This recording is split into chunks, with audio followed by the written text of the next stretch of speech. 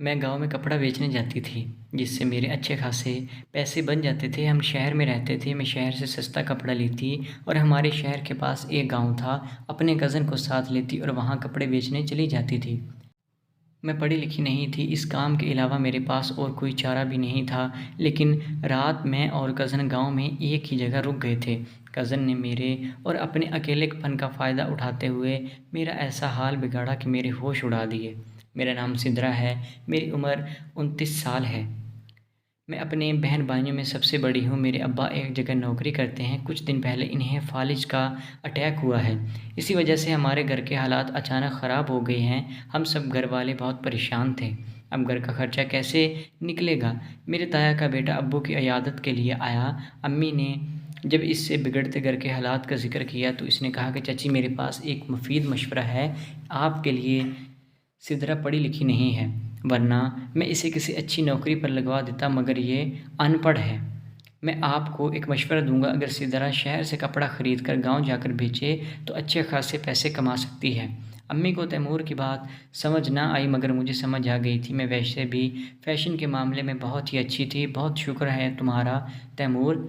मैंने इसका शुक्रिया अदा किया और इससे इस मामले से दूर रहने को कहा। मैं नहीं चाहती थी कि वो मेरे बिज़नेस में अपना हिस्सा मांगे। अगले ही दिन मैं अपने दोस्त को लेकर बाज़ार आई और सस्ते बाज़ार से कपड़ा ख़रीद कर लाई। सिलाई करना मैं जानती थी, इसलिए इंटरनेट से डिज़ाइन निकाल कर मैं खुद ही बना लिए थे। मैं कपड़ा बनाकर बाज़ार बेचने के लिए चली गई मगर वहाँ किसी ने ना ख़रीदे। मेरा कज़न मुझे रास्ते में मिल गया और कहने लगा कि कपड़े ऐसे सेल नहीं होते। मेरे साथ वो मुझे मोटरसाइकिल पर बिठाकर अपने साथ गाँव लेकर चला गया। वो गाँव शहर के पास ही था। हम जैसे ही गाँव में दाखिल हुए और लोगों को आवाज़ें लगाने लगे, 5 मिनट बाद लोग इकट्ठे हो गए और कपड़े खरीदने लगे। मैं बहुत हैरान हुई थी कि ये सब कैसे हो गया। लोग इतनी जल्दी कपड़े कैसे खरीद सकते हैं? 1 घंटे में सब कपड़े ख़त्म हो गए।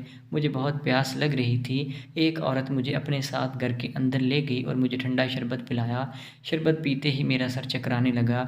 इस औरत ने मुझे बाजू से पकड़कर चारपाई पे बिठा लिया। इसका हाथ बहुत भारी था। मुझे अब धुंधला नज़र आ रहा था। मेरी जब तबीयत बेहतर हुई तो मैं इसके घर से निकलकर अपने कज़न के पास आई। वो बाहर मेरा ही इंतज़ार कर रहा था। ये लो तुम्हारी कमाई। मेरे हाथ पर 20,000 रखते हुए वो बोला, सिर्फ़ 5,000 का मुनाफा हुआ है।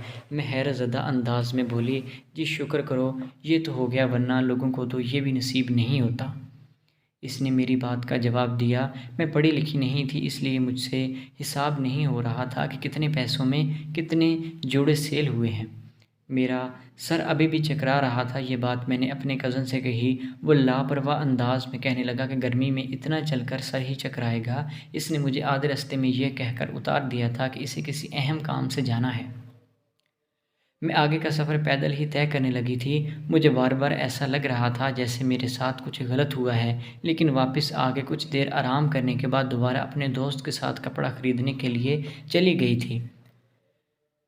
हम दोनों बाज़ार में जा रहे थे जब मेरी दोस्त ने मेरी गर्दन को करीब से देखा और बोली, तुम्हारी गर्दन पर निशान कैसा है? कोई चोट लग गई है क्या? इसी का निशान होगा। मैंने लापरवाह अंदाज में कहा था। वो मुझे शक की नज़रों से देखने लगी और बोली, मुझे तो लग रहा है कि तुम्हारे कपड़े बेचने की आड़ में अपने कज़न के साथ मिलकर कुछ और ही कर रही हो। क्या मतलब है तुम्हारी बात का? मैंने हैरत से पूछा था। कुछ नहीं, इसने मुंह बनाकर कहा। मैं कपड़े खरीद कर घर चली गई थी और आईने के सामने खड़ी होकर अपनी गर्दन पर मौजूद निशान देखने लगी। फिर इसे दुपट्टे से ढाँप लिया। अगले दिन हम दोनों जब कपड़े सेल करने गए तो मेरा कज़न मेरे साथ ही था। मुझे कहने लगा कि कल भी गर्मी की वजह से तुम्हारी तबीयत ख़राब हो गई थी। आज ऐसा करो कि तुम यहीं एक जगह रुक जाओ, मैं खुद ही पूरे गाँव में घूम कर कपड़े बेच दूँगा और कपड़े ख़त्म होते ही मैं वापस आ जाऊँगा। नहीं, मैं साथ चलूँगी, तुम्हें अकेला नहीं जाने दूँगी। मैंने वहाँ रुकने से मना कर दिया था और ख़ुद भी इसके साथ गांव के अंदर दाखिल हो गई थी। आज ज़्यादातर मैं खुद ही आवाज़ें लगा रही थी। मेरे कपड़े भी कम सेल हुए थे मगर हैरत की बात यह थी कि मुझे आज मुनाफा कल से ज़्यादा हुआ था। मैंने 25,000 रुपये कमा लिए थे और कपड़े भी आधे बच गए थे। शाम होने वाली थी और मैं थक भी गई थी। मैं अपने कज़न को वापस घर जाने का कहने लगी मगर वो कहने लगा कि 1-2 घंटे और रुक जाओ, हो सकता है बाकी कपड़े भी सेल हो जाएं। मगर मैं बहुत ज़्यादा थकी हुई थी, इसीलिए इसकी बात ना मानी और इससे घर वापस आने को कहने लगी। इसने आज फिर मुझे सड़क के दरमियान उतार दिया था। ये क्या हरकत है तैमूर? तुमने कल भी मुझे सड़क पर उतार दिया था, मैं घर कैसे जाऊंगी? अंधेरा हो रहा है, मैंने इसे सख्त लहजे में कहा था। तो इसने मुझे अकड़े लहजे में कहा कि मैं किसी अहम काम से जाना है, हर वक्त तुम्हारे साथ नहीं रह सकता, खुद चली जाओ। इतना कहकर वो वहाँ से चला गया। मैं अकेले ही पैदल चलने लगी थी। मैं कुछ फासले पर पहुंची थी कि मुझे ऐसा लग रहा था जैसे कोई मेरा पीछा कर रहा हो।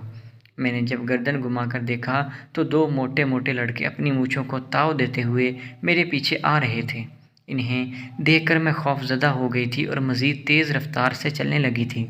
मैं दिल में अल्लाह को याद कर रही थी। सुनसान जगह थी, वो दो मर्द, मैं अकेली औरत। वो मेरे साथ कुछ भी कर सकते थे। मैं चलती चलती काफ़ी आगे चली गई थी, वो लड़के भी पीछे से ही आ रहे थे। मेरी किस्मत अच्छी थी कि मुझे एक रिक्शे वाला मिल गया और इसमें बैठकर घर वापस आ गई। मुझे तैमूर पर बहुत गुस्सा आ रहा था। मैं गांव-गांव घूमकर कपड़े बेचना चाहती थी, इसलिए अपनी दोस्त से कहकर अपने कपड़ों वाली बड़ी दुकान पर भेज दिया, इसी उम्मीद से कि शायद इन्हें पसंद आ जाएं। अगले दिन तैमूर खुद ही मुझे लेने घर आ गया था। मैंने इसके साथ नहीं जाना था, मगर वह मुझसे माफ़ी मांगने लगा और बोला आज के बाद वो ऐसा कभी नहीं करेगा।